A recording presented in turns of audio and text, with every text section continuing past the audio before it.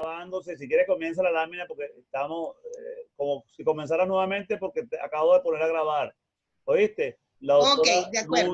La doctora Nubia González con su charla a continuación de deportes y pandemia COVID-19. Adelante, doctora. Ok, entonces continuando el tema, vamos a correr bicicleta. Aquí hablamos un poco de la evidencia emergente. Este es un comunicado que salió apenas hace 2 días, donde la OMS publica la firma de 236 científicos que avalan la transmisión aérea, porque todo está en la palestra en la rápida propagación del virus. Entonces, bien, ¿qué pasa con la bicicleta? Todos vamos, estamos felices y estamos empezando a salir sin el tapabocas. El virus ya hasta ahora se había dicho que nada más rueda, avanza 1 metro, 1,5 metros. Y si yo estoy lejos y estoy en bicicleta, nada que ver. Pero resulta que yo no estoy lejos, porque si alguien está parado y estornuda, yo voy en la bicicleta y yo voy rápido. Entonces, ese 1,5 metros, aunque en distancia es corto o largo, como lo quieran ver, en tiempo va a ser mucho más corto si yo voy en bicicleta porque yo me voy a meter en esa nube de virus que viene. Y si no tengo tapabocas, no me estoy protegiendo. Entonces, el tapabocas es para protegerme a mí, es proteger a los demás, pero es protegerme a mí. Entonces, montar bicicleta tiene que ser con mucho cuidado y nosotros tenemos que usar el equipo de protección personal. Y esa es la última parte de la conversación. Entonces, la evidencia emergente nos hace decir que el tapabocas como medida de prevención es importantísimo. La próxima. La próxima, Alejandro. Ajá, ¿qué pasa hoy en día? Dijimos que entonces está el auge de la bicicleta en Venezuela.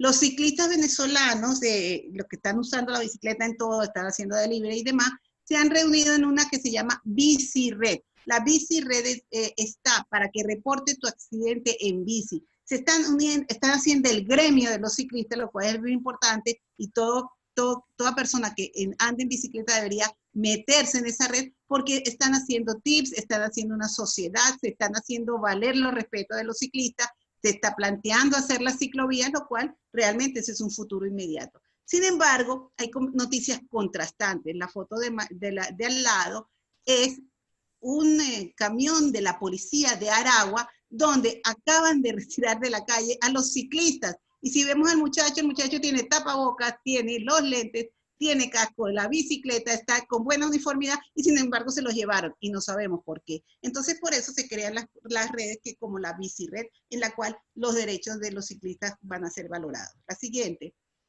Todo esto está hoy, se nos está dando ahorita. Y en medio de eso, como siempre, y en la parte de salud pública y en la parte preventiva, no podemos olvidar la hidratación. La hidratación durante el ejercicio en la casa, durante el desempolvamiento de la bicicleta, los nutrientes, no solamente agua, agua y solutos, jugos, sopas, bebidas hidratantes, pero siempre debemos mantener la hidratación. Adelante. La próxima. Alejandro. Ok, entonces, ya es la parte del cierre. Medidas generales de autocuidado.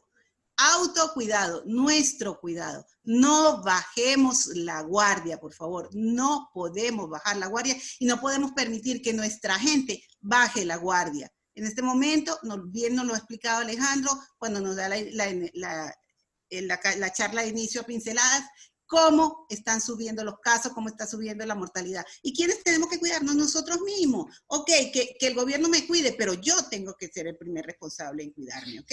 Con todas las medidas. Entonces, el autocuidado es la base de que todos salgamos adelante. La próxima. Aquí vamos a hablar entonces un poco también de la lámina que nos puso el profesor Mariano, las diferentes índice de riesgo de acuerdo a las actividades que tengamos. Entonces, vean, ahí tenemos la bicicleta en un riesgo bajo, tenemos el jugar tenis en un riesgo mediano, bajo medio, y así poco a poco todas, pero todas las actividades son riesgosas, todas. Fíjense que no hay ninguna que dice riesgo cero. Tal vez el riesgo, el más bajo, es quedarte en tu casa, y sin embargo, con todo y todo, tienes algo de riesgo. La que sigue. Entonces, ¿qué ha pasado? Aquí el uso de los equipos de protección personal. Las medidas de bioseguridad, usar la mascarilla, exigir, oído, exigir O sea, por más que yo tenga que hacer una cola porque voy al supermercado, yo tengo que exigir que por lo menos con mis brazos a lo largo y a lo ancho, nadie se me pegue. O sea, no te me pegue. Disculpe, señor, no se pegue. No. Señora, por favor, guarde su distancia. Tenemos nosotros que exigirlo. Y usar nuestros lentes, no ponernos simpáticos ni agradables cuando entremos a un centro comercial, a un mercado, un supermercado, que nos vayan a tomar la temperatura. No, en la piel, en el ojo, no, no en el ojo, disculpen. En la frente no, en el brazo no sé cuánto. Bueno, o sea, debemos seguir protocolos y cubrirlo. En la que sigue. Y con respecto a los tapabocas, ¿qué tapabocas usamos? En estos días hablaba con dos muchachos de triatlón, que me llegaron con la bicicleta, pero con el tapabocas guindado así. Le digo, muchachos, ¿ustedes vienen de la calle con la bicicleta? Sí. Ajá, y el tapabocas. Bueno, es que cuando viene la policía es que nos lo ponemos, tú sabes. O sea, le tenemos miedo a la policía, pero no tenemos miedo a que el virus nos entre. No, señor, es que se suda. Ok, entonces usa dos tapabocas. Un tapabocas para el trayecto de ida, te lo cambio un tapabocas para el trayecto de venida, porque es verdad, húmedo no sirve, pero debemos usarlo. ¿Cuál es la característica del tapabocas? No vamos a estar usando tapabocas carísimos, porque además ya no los hay.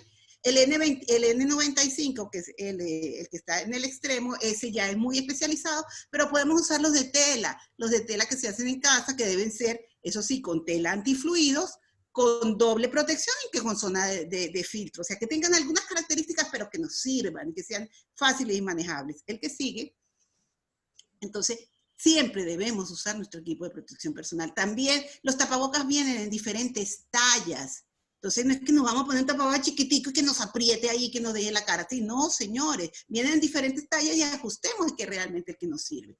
Se está poniendo ahorita el auge de los face shield, los protectores faciales. Bueno, ellos tienen sus pros y sus contras, porque de todas formas te tienen que tapar mucho de la oreja, porque si no queda ventilación, te tienen que tapar por arriba. Algunas indicaciones, de todas formas, estas son medidas de barreras más bien para el personal de salud que atiende mucha gente, pero para nosotros que andamos lo común, realmente un buen tapabocas y unos lentes nos protegen muchísimo. El que sigue. Otra vez, cómo usar la mascarilla. Vuelvo, ahora sí salió en la parte de abajo, está el Instagram de los estudiantes de segundo año. Salud a tu alcance. Váyanse para allá, revisen los muchachos, tienen muchísima información que durante todo el año académico con los estudiantes de segundo año hemos manejado, y ahora en la época del COVID tenemos mucha más información justamente direccionada hacia los equipos de protección personal. Hay muchos memes, llevar la mascarilla así es como si llevaras la ropa interior así, muchísimo, y vemos en la calle que la gente no lo sabe usar. A nosotros nos corresponde, a quien vemos usar mal el tapabocas, simplemente decirle, amigo, lo tiene mal puesto, colóqueselo bien, o sea, y ayudarles de alguna forma y orientarlo. El que sigue. Entonces, esto lo comentó un profesor de la Universidad de Yale. No le puse los honores, ¿por qué? Porque lo asumimos como todos, y lo importante es, a diferencia del lavado de manos y otras medidas personales, el distanciamiento social no es un asunto de individuos, sino de grupos. Yo no me distancio sola, yo me distancio entre la gente. Entonces, además, toma tiempo ver los resultados de estas medidas. Es difícil visualizar como una reunioncita, no, yo me voy a reunir, vamos a celebrar el cumpleaños de mi prima, y no vamos a estar, sino mi tía, mi tío, el niño, no sé cuánto, y terminan siendo 10, 12 personas, cada una que han tenido una vida distinta. Y esa simple reunioncita puede echar a perder toda una estrategia pública, pero lo hace. Y ustedes dicen, ah, eso es mentira. No, sí lo hace, porque a los 8, 10, 15 días de estar en esa reunioncita empiezan a salir los casos. Entonces, el distanciamiento social tiene que ser de parte nuestra, eso también forma parte del autocuidado y tenemos que ser conscientes de lo mismo. Seguimos, estas son las medidas de prevención. ¿La próxima? Y bueno, para cerrar entonces decimos lo siguiente, mientras tanto, mientras estamos en esta cuarentena, levántate, abre la ventana y dale tu mejor sonrisa al sol. Esto es de un anónimo. Y bueno, muchachos y compañeros y todos los que me escucharon, estamos completamente a la orden. ¿Listo, Alejandro? Bueno, muchísimas gracias, Nubia. Realmente bien interesante. Lamento las interrupciones. Forman parte de este trajín que estamos. Pero vamos a darle ya de seguidas el chance. Vamos a ver al profesor Nelson Croce. Nelson, ¿me escuchas? Sí, yo te escucho, no sé si me ven y me escuchan ustedes. Déjame, de verte no te veo. ¿Qué debo hacer? Aparece abajo una camarita que debes presionar, que debe estar tachada. Si no, nos gustaría verte, pero si no, No, pero si no me ven, imagínate. trata de ver si puedes. Debe aparecer en la parte de abajo. Aquí lo que dice es Nutrigón, gracias, Risque N, María Alejandra Tamayo, Fone, María Eugenia. Bueno, No veo más nada. óyeme, baja el cursor hacia el fondo de la pantalla y debe aparecer algo con donde está el micrófono y donde está la pantalla, la cámara. Aquí dice chat, share screen, record, No, reaction, María participation. Alejandra, ¿lo puedes ayudar? Debe salir, profe, debe salir a mano izquierda de eso que está leyendo. ¿Le aparece? Aquí Un aparece micrófono un y una cámara. micrófono y un... Ah, ya la vi. Ajá, le da clic a la cámara.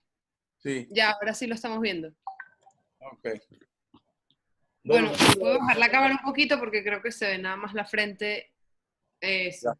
Sí, mejor. Bueno, bienvenido, Nelson. Entonces, yo voy a desaparecer. Tú eres el dueño de la cámara. ¿Qué te iba a decir? Y bueno, déjame cambiar la lámina para pasar tu lámina. Una vez que esté, me dices, ¿oíste? Por favor. Las láminas me las vas a mostrar tú. Te las voy a mostrar. Sí, ya te las voy a poner ahorita en compartir. Recuerda el tiempo. Estamos limitados en el tiempo. Trata de hacerlo el tiempo que dispusimos previamente. ¿Ya te apareció la pantalla? ¿La ves? Bueno, sí, ahí está la primera. Ok, por favor, el micrófono es todo tuyo y apagué mi micrófono y detuve mi video. Ok, buenas tardes a todos. Vamos a abordar el tema de la relación entre economía y pandemia, la cual una primera entrada pareciera que una conexión muy débil, pero resulta que hay una cantidad de vasos comunicantes entre ellas y de hecho la posibilidad de dar una respuesta contundente al coronavirus está justamente en disponer de una economía sana, de presupuesto, de recursos a tiempo, de la entronización en la situación económica del país. Es bastante complejo. Tratamos nosotros de abordarlo en las distintas facetas. Hay una primera que se refiere a la necesidad de hablar que Venezuela tiene una situación muy peculiar y es que está viviendo una crisis fiscal, económica, financiera, como muy pocos países y como muy pocas veces en su historia la había vivido. Entonces ahí se resume en una frase, un indicador muy sencillo, que es el PIB. Y el PIB dice que en estos 5 años que nos separan de 2013-2014, la economía decreció un 58%. Hay otros autores que dan otras cifras, pero eso es una reducción bastante drástica, o sea, más de la mitad del PIB. O sea, la cantidad de bienes y servicios producidos en el país, o lo que es lo mismo, el ingreso de la sociedad disminuyó a la mitad en relación a hace 5 años. Una reducción permanente, prolongada en el tiempo durante este quinquenio, que está muy asociada al decaimiento de la actividad petrolera. Abajo se menciona en una cita textual de uno de los tantos autores, señores Hernández y Baker, para buscar a alguien de afuera del país. Publicó en Forbes 8 de julio, está fresquito eso, dice: Venezuela vende, pero ¿quién compra? O sea, ellos dicen, se puede recuperar la industria petrolera, la producción, pero ¿quién les compra? Y si el país no tiene quien le compre o tiene manera de comercializar, entonces igual a que si no tiene capacidad de producción. Ahí menciona que la producción de petróleo cayó a 570.000 barriles diarios, que es el nivel más bajo desde el año 1940, en plena Segunda Guerra Mundial. Y las expectativas para junio, cuando ellos estaban escribiendo esto, era que bajara aún más a 280.000 barriles diarios. Esto no da ni siquiera para abastecer el mercado interno. Afortunadamente, después aparecen otras noticias que veremos más adelante, que hablan de los resultados de un esfuerzo de recuperación, y eso es muy importante para la salud, no para la economía en general, sino para la salud, porque si usted necesita importar unos respiradores, pues no los fabrica aquí, necesita divisas, y a nosotros las divisas nos las da el petróleo, nos las sigue dando el petróleo. Ahora se descubrió que el oro también puede dar divisas, y eso es lo que realmente nos ha hecho salir de la emergencia. Ese es un oro mal visto por los europeos. Le dicen que es oro de sangre, etc. Entonces estamos en una situación ya un poco bíblica, ¿no? La cifra aparece en un gráfico bien comprensible de cómo esa caída que acabamos de hablar, o sea, venía discurriendo normalmente nuestra producción con una tendencia incluso a aumentar. Ahí aparece solamente del año 2007 al 2012, luego del 2013 al 2019. No nos interesan los años antes del 2007. Vamos a colocarnos en la etapa reciente, en la última década y media. Y ahí se nota clarito, pues, que una sostenida reducción a partir de 2014. Ahora, los orígenes de esa reducción no son solo porque la industria petrolera colapsó, etcétera. Se debe a una serie de circunstancias políticas, económicas y financieras. Explicamos ahí el concepto de enfermedad holandesa, porque eso le pasa a un país petrolero. Eso no le pasa a un país que no sea petrolero. Las finanzas de Venezuela internamente, presupuestariamente, no están tan amarradas al petróleo. Afortunadamente, el presupuesto de salud, el presupuesto de la nación, está bastante desentendido de un colapso en la industria petrolera. Pero el sector externo, o sea, la fuente de divisas, que es la que necesitamos para importar esos equipos y esos materiales, sí está atada al petróleo en Venezuela. Si no hay exportación petrolera, no hay divisas para que el Estado tenga acceso a importar esos equipos. Y la lucha contra el COVID, tanto la prevención como la curación, requiere de un gasto enorme en materiales y equipos. Ese concepto de enfermedad holandesa es un poco epidemiológico, no es ser difícil para los médicos entenderlo. Simplemente una postración de la economía, es asintomática, pero es endémica y se nota en los tiempos que sobreviene el colapso. Afortunadamente en nuestro caso no es porque se agotaron los recursos naturales petroleros, sino porque la industria entró en un desbarajuste terrible. Es lo que estaba citado en las cifras anteriores. Otro aspecto que nos interesa mucho relacionado con esto es cómo se genera ese ingreso, cómo el petróleo puede generar un ingreso que vaya a favor del sistema de salud. Afortunadamente que hay algunas experiencias con eso, arriba adentro puede ser muy criticado, pero recibe los fondos de una explotación petrolera que está exclusivamente dedicada, prácticamente un 100% al sector salud. Un convenio que hay con la República de Cuba. Tiene esa virtud, eso es solo para salud. De ahí no se puede tocar prácticamente para más nada. Entonces es medicamento, es servicio, es médico, tratamiento, etcétera, solo para salud. De manera que si el petróleo se deja de producir para otras cosas o se deja de vender para otros clientes, ahí hay un anclaje, ahí está amarrado, ese ingreso está asegurado. De alguna manera se afectará porque si los precios suben o bajen, no desconozco los detalles de ese acuerdo, si es en físico, si es en unidades de petróleo o es en bolívares de petróleo, no sé. Pero en todo caso está ahí como un convenio que ya tiene unos años de antigüedad y es un recurso bastante seguro para el sector salud. Uno de los pocos recursos que están amarrados para el sector salud. La otra parte, la que viene del ingreso ordinario fiscal, ha estado muy golpeada por esa crisis, esa caída del PIB. Eso implica que también el PIB del sector público cayó y quizá más que el del sector privado. No vamos a entrar en esos detalles económicos. Lo que quiere decir que hay menos presupuesto, y menos presupuesto es menos contratación de médicos, de enfermeras, etcétera, y menos salarios para esas enfermeras, menos valor de los salarios. En esa misma lámina resaltábamos que el PIB ha caído la mitad, pero nosotros, sin saber o leer de economía, lo sentimos en el bolsillo todos los 15 y últimos, que nuestro ingreso no se redujo a la mitad. Nuestro ingreso se redujo a la 10ª parte, porque el salario mínimo hoy en día, que es la referencia más directa, no llega a los niveles de subsistencia. O sea, un salario mínimo o 2 salarios mínimos no alcanzan para comer. Entonces la caída del salario ha sido mucho mayor que la caída del PIB. Eso es todo un problema que habría que dedicarle no una, sino varias tardes a eso. Lo otro que nos interesa, esa vinculación tan estrecha con la pandemia, es el hecho de la economía informal y ese flujo migratorio, que hay 2 flujos, ¿no?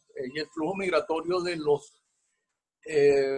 las personas que fueron a vivir por la crisis económica, se fueron al exterior y están regresando. Nadie les puede impedir o obstaculizar su regreso. Y entonces el país no puede cerrarse, no puede trancar la frontera, no puede trancarlo. Lo que tiene es que controlar la entrada de ellos. Ese es un canal bastante disciplinable. Pero hay otro canal que es el comercio informal. Venezuela está llena de miles de trochas, lo que se dice que es una frontera porosa. Y esos trocheros, las personas que circulan por esas trochas, son prácticamente imposibles, a menos que medie la buena voluntad de ellos, de controlarlos para someterlos a prueba y saber si son portadores de la enfermedad.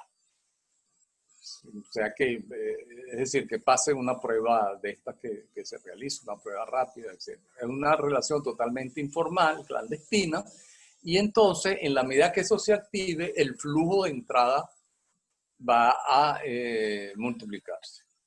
Ese es el riesgo, el reto más grande a la vez. Nosotros estamos conectados con Colombia, cada vez más con Brasil, sobre todo con Colombia, y hay un flujo multifacético de que esas trochas no es solo para que entre mercancía importada, son nuestros suplidores hoy día más importantes de una cantidad de rubros, sino también para que salga, ¿no? La famosa salida de gasolina. Entonces ahí hay un intercambio. Entonces por las trochas se vende gasolina afuera y se importan otros productos. Gracias a esa gasolina se puede financiar muchas veces el comercio de esos otros productos, porque es exportación e importación. Ese comercio es ilegal, es más, está vinculado al comercio y a la producción de cocaína, además, parte de esa gasolina que sale clandestinamente, porque ese es un insumo muy importante. Y eso está referenciado en una cantidad ustedes se meten en internet y las referencias al respecto le dicen cuántos litros de gasolina se necesitan para producir cada galón de cocaína, de la pasta de coca. Urea y gasolina, no es coca nada más. Bueno, desde el punto de vista económico también nos interesa recalcar que, al menos en el caso venezolano, 65% de los afectados de la enfermedad son población activa. Es decir, que si usted tiene la economía en función, usted va a apreciar que no son las personas de alta edad, a lo mejor es que se están protegiendo, a lo mejor es que están circulando menos, a lo mejor es que no están trabajando. Esas no son las que se están afectando también, pero en una medida muchísimo menor. Como el caso de los niños, las escuelas están cerradas, entonces los niños se afectan, pero en una proporción muchísimo menor, ¿no? 15% son menores de 19 años. En Venezuela hay mucho más de 15% de menores de 19 años.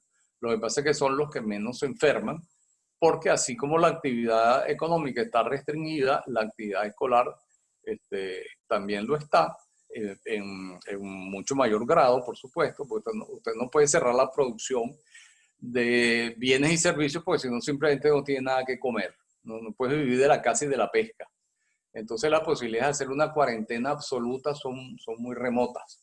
No solo medicamentos, hay que producir alimentos para que la gente coma, hay que importarlos si no los hay en el país.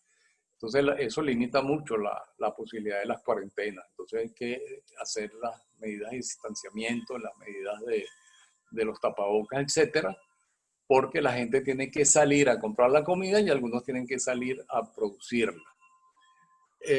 Interesa ver, eso ilustra lo que estamos diciendo en gráfico, a partir de qué momento se produce ese destape de los casos, que sigue siendo bajo, pero ahí la línea cambió. O sea, el famoso aplanamiento se rompió a partir de la segunda quincena de mayo. Eso fue producto de algún influjo estelar, de una casualidad, de que las pruebas se hicieron mal, de que la policía se descuidó, de que el ministro de Salud se despistó. No. ¿Qué pasó ahí en ese lapso? Empezó a restaurarse el suministro de gasolina. El país volvió a activarse. Un poco se flexibilizó la cuarentena por la necesidad de que la gente haga una serie de actividades, entre ellas trabajar y producir. Y entonces eso era inevitable y ahí se produjo el destape. Y está muy vinculado a lo que decía la lámina anterior, de que si hay gasolina, entonces ahora tengo el suministro de gasolina, puedo restaurar el contrabando de gasolina hacia afuera y entonces las trochas se activan y las trochas es la gran entrada de esos contagios. Entonces ahí está metida la economía formal y la economía informal sobre todo, es la que más trae esos riesgos de contagio y de propagación.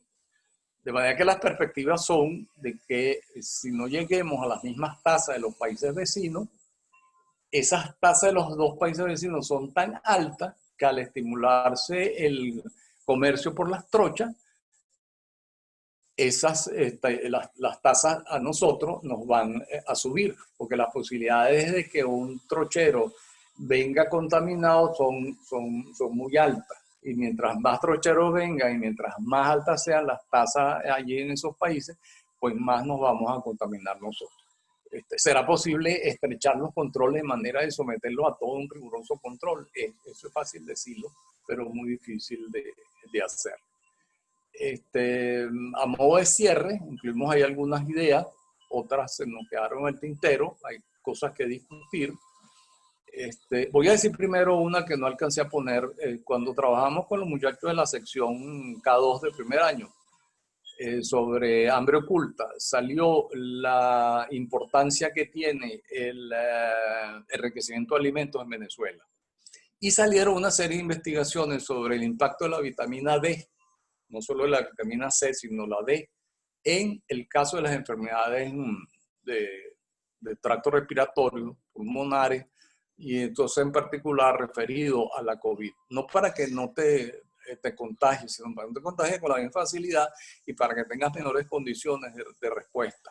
Entonces a lo mejor hay que hacer una revisión a fondo del enriquecimiento con vitamina D en los alimentos venezolanos que son enriquecidos. Y la vitamina D y el calcio, pues esos van juntos. Es un problema serio ahí. Es el talón de Aquiles de los programas de fortalecimiento de alimentos. Hay unas noticias positivas de una posible recuperación de la actividad petrolera.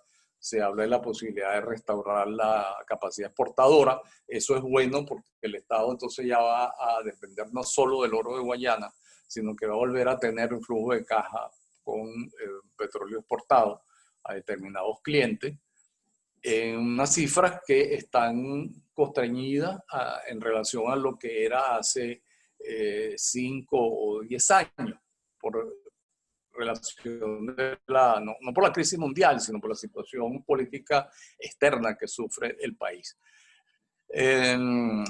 La importancia de este cambio del precio de la gasolina, que en los países petroleros, en los otros países petroleros, ha dado origen a que esa eliminación del subsidio de la gasolina se revierta a favor del sector salud. O sea, el Estado, en vez de subsidiar la gasolina, es al revés, va a percibir ingresos por la venta de la gasolina y entonces esos ingresos le van a permitir atender las necesidades sociales. Y algunos lo destinan íntegramente al sector salud. Es la prédica un poco de la Organización Mundial de la Salud y de otras instituciones para cambiar, revirar totalmente la orientación de ese subsidio que se venía dando hasta ahora y que se dio, fue una de las ventajas que trajo el coronavirus. Se rompió esa contradicción de que el precio de la gasolina era intocable y había que seguirlo regalando y haciendo un subsidio que es inverso, que es socialmente regresivo, que no favorece a los que más lo necesitan. Y hay otra idea de la que estamos hablando, de la necesidad que plantea esta crisis de revisar la estructura del sector salud, volver a considerar las necesidades de una legislación, una normativa que reunifique el sector para hacerlo más eficiente y darle más recursos de manera que no dependa de que las reservas de oro que tenemos colocadas en el exterior, un ahorro, tengamos que liquidarlas y vencer una serie de obstáculos de tipo legal para poderlas utilizar. Y ni siquiera los acuerdos políticos han podido vencer esas dificultades para resolver necesidades inmediatas, porque es del día a día, no es un plan ni siquiera para dentro de 2 meses, es para el día a día, para tener los fondos. Profesor Close, ¿sí? Nos quedan 4 minutos de grabación. Por favor, para después abrir un espacio para la discusión. Para Perfecto. que en este espacio le quedan 3 minutos y medio. Bien. Bueno, había una idea que es interesante ligada a esto de la economía informal, y es que si nosotros revisamos cifras recientes de la economía informal, los estados fronterizos, casualmente o no casualmente, son los estados que tienen mayor economía informal. Y economía informal no significa una economía de pobreza. Economía informal muchas veces es una economía de abundancia. O sea, de los estados que mejor nivel de vida tienen hoy día, la última vez que yo revisé estadísticas de ese tipo, piensen ustedes qué estado de Venezuela les parece a ustedes que pueda tener mejores niveles de vida. Uno antes pensaba en Nueva Esparta, en Margarita, porque es la sede de un turismo importante, de una serie de beneficios de zonas francas, de jubilados que se van a vivir allá, etc. Eso dejó de ser así, fue una realidad durante un tiempo. Hoy día, el estado Táchira es el que aparece como el que tiene la mejor situación de nivel de vida. No sé si la crisis reciente ha cambiado eso, pero ¿de dónde le viene? Porque es el estado por excelencia, el estado fronterizo por excelencia para hacer el comercio de carácter informal, de sacar gasolina y de meter otros productos y de manejar ingresos en dólares, traer medicinas desde Colombia por las trochas, aparte de la que pueda venir por los canales normales de un avión o un camión que entra por San Antonio. Entonces, toda esa vida paralela, económica paralela, se da sobre todo en esos estados, y eso se da en la economía informal. Y entonces Zulia, Táchira, Apure y ahora también Bolívar, junto con Sucre, que es muy sui generis, son los estados que tienen mayores niveles de economía informal. Pero Zulia y Táchira, sobre todo, más de la mitad del empleo de esas dos entidades federales es de carácter informal. O sea, la gente que está dedicada básicamente a la informalidad y se asocia al comercio fronterizo. No es la única actividad informal. La actividad informal son muchas. Pero ¿por qué ahí es más grande? Porque es más de la mitad de la actividad del empleo de la economía. Porque son los estados que están viviendo fuertemente de esa vinculación comercial que es irregular. Doctor, le queda un minuto. Eso es importante para los planificadores de salud. Y básicamente esas son las ideas que queríamos nosotros tratar de hacer acá, o sea, junto con las restricciones, las medidas de cuarentena, etcétera, etcétera, medidas proactivas para nosotros tener una respuesta sólida a la crisis y a la pospandemia. Esa es la idea. Y bueno, eso es para la discusión. nivel nacional o a nivel nuestro en los espacios académicos. Con eso concluyo, a la orden para el espacio de preguntas. Ojalá que nos ayuden a aclarar las ideas. Gracias. Bueno, muchísimas gracias al profesor Nelson Croce por tan extraordinaria presentación. Vamos a ver si nos podemos reconectar para aquellos que estén interesados.